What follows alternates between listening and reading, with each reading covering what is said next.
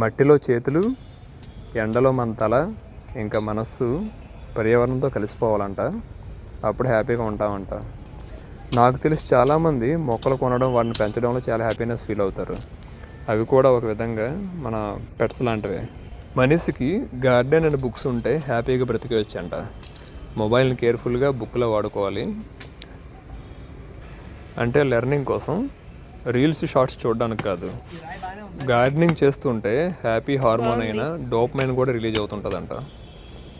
మనం కొంతవరకు మన ఫుడ్ని మనమే తయారు చేసుకోవాలి. అంటే అట్లీస్ట్ కొత్తిమీర కట్టలు, మిరపకాయలు, మిరపకాయ మొక్కలు, టమాటా పండు అలాంటివి.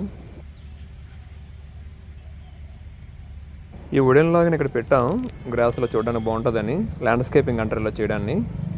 దీనికి చెదలు పెట్టేస్తున్నాయి. ఇప్పుడు ఈ చెదలు గ్రాస్ కూడా స్ప్రెడ్ అయిపోతుంది, గ్రాస్ని కూడా పాడు చేసేస్తాయి. అందువల్ల అప్పుడప్పుడు చెదల మందు కొడుతుంటాం. కొన్ని రోజుల్లో తీసేస్తుంది దీన్ని.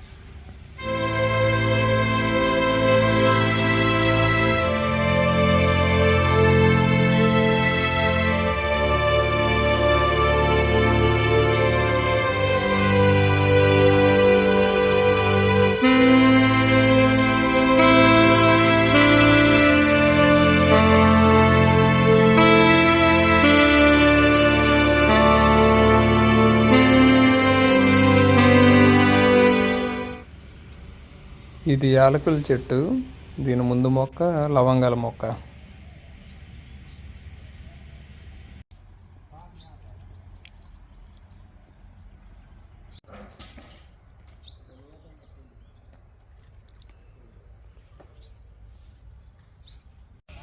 ఇంటి ముందే బాదం చెట్లు ఉన్నాయి, ఇండియన్ టైప్వి.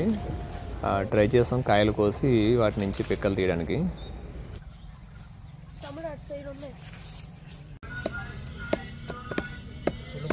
ఇప్పుడు కూడా ఇదే అంటే ఇలాగ అలా కొట్టు. ఒక సెకండ్ 10 MB తీసుకుంటుంది. 10 సెకండ్ వీడియోకి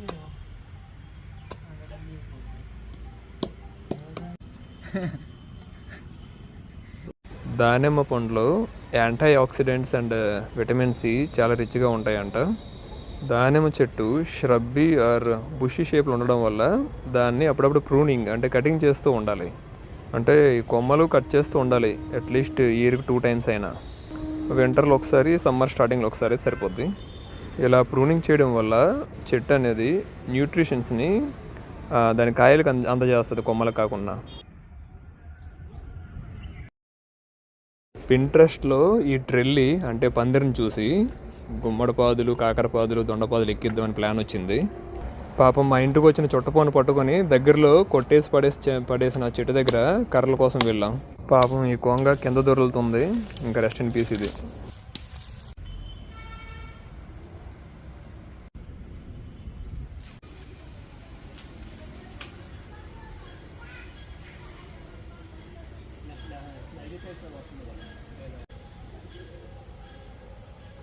ఆఖరికి మనకు కావాల్సిన సైజులో కర్రలు రెడీ చేసుకొని ఈ పందిరిని బిల్డ్ చేయడం స్టార్ట్ చేశా. మెల్లగా టైం దొరికినప్పుడే చేశాను. 1 వారం పట్టేసింది. ఈ పందిరి వల్ల ఇంకో బెనిఫిట్ ఏంటంటే అవతల వాళ్ళు మనకు కనబడరు. దీని మీద పాదులు ఎక్కేసాక కొద్ది ప్రైవసీ అనమాట మనకి. గుమ్మడిపాదు ఎక్కేసింది, ఇంకా అది కాయడం లేటు. దొండపాదులు కూడా పెట్టాం, అంటే రూట్స్ తీసుకొచ్చి వేసాం, అది కూడా ఎక్కుతుంది ఇప్పుడు. ఇంకా కాకరపాదు కూడా వేసాం, అది ఇంకా రాలేదు. మళ్ళీ పింట్రెస్ట్లో ఆకుల్ని కంపోస్ట్ చేసే ఐడియా ఒకటి కనిపించింది. ఇంకా మార్కెట్కి వెళ్ళి ఈ మెస్ కొనేసి తీసుకొచ్చాం. 450 అయింది, 7 feet. దీన్ని రౌండ్గా తయారు చేసి ఉంచుకున్నా. తర్వాత ఒక గుంత తవ్వుకున్న ముందుగా మెజర్ చేసే సైజు దాంట్లో ఈ మెస్ని పెట్టేసి కదలకున్న స్ట్రాంగ్గా కవర్ చేస్తా.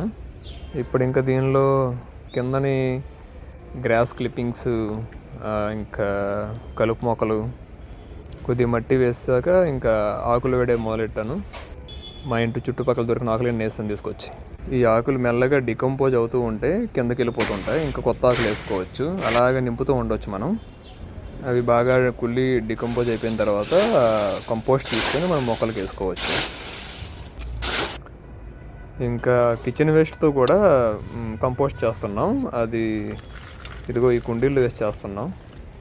మా ఇంటి నుండి ప్లాస్టిక్ ఒకటే, అది కూడా చాలా రేరుగా బయటకు వెళ్తుంది. మిగతా ఆర్గానిక్ మ్యాటర్ అంతా కంపోస్ట్ అయిపోద్ది, కిచెన్ వేస్ట్ కూడా. ఈ కోతుల్ని కొండముచ్చులు అంటాం కదా మనం, గ్రే ఇండియన్ లాంగూర్ అసలు పేరు.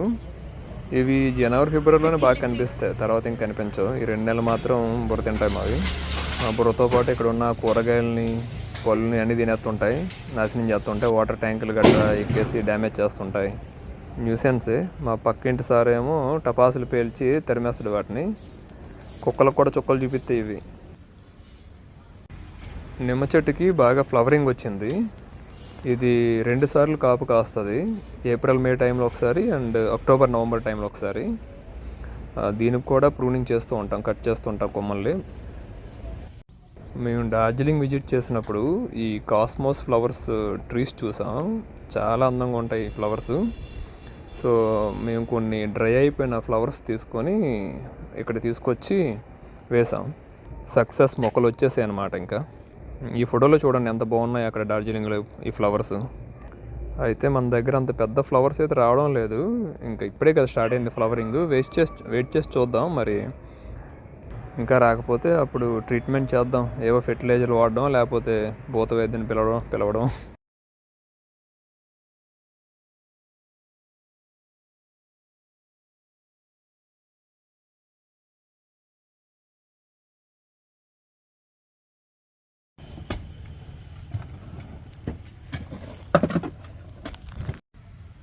క్రాబ్స్, ఎండ్రకాయలు ఈ మట్టిని తవ్వాయి. దీన్ని మనం గార్డెనింగ్ వాడుకోవచ్చు.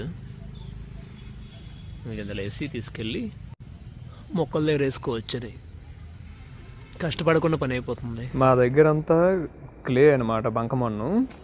దీని pH వాల్యూ 8 to 10 ఉంటుంది, అంటే ఆల్కలైన్ సాయిల్. దీనిలో మొక్కలు సరిగ్గా పెరగవు, న్యూట్రిషన్స్ సరిగ్గా దొరకవు మొక్కకి మట్టి నుండి. మొక్కలు పెరగాలంటే సాయిల్ pH వాల్యూ వచ్చేసి 5 to 7 ఉండాలి, అంటే లైట్లీ ఎసిడిక్ అనమాట. ఈ బంకమన్నకి మనం శాండ్ అండ్ కంపోస్ట్ యాడ్ చేసామంటే అది దాని pH వాల్యూ తగ్గిపోద్ది అండ్ మట్టి లూజ్ అవుతుంది.